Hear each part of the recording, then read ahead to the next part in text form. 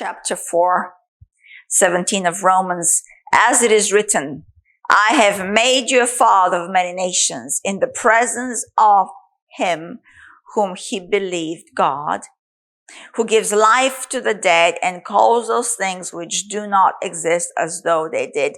Did the word of God make sense to Abraham? Could Abraham logically understand this word that said to him that I will make you a father of many nations? No. But he made a choice to believe here in God who gives life to the dead and calls those things which do not exist as though they did.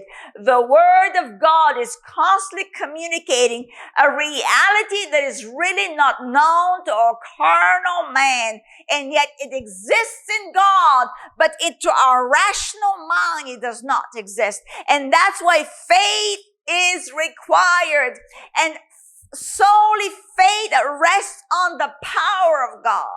If your faith does not rest on the power of God, on this divine proclamation of truth, on this totality of who God is, the Logos of God, and the quickening of the Spirit, which is the Rhema of God, if your faith is not rested on that, you will not be able to walk out the supernatural ways of God.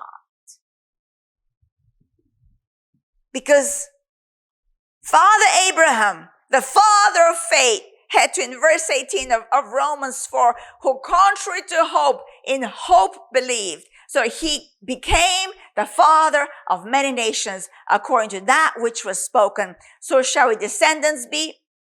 And not being weak in faith, he didn't consider his own body. He did not waver the promise of God.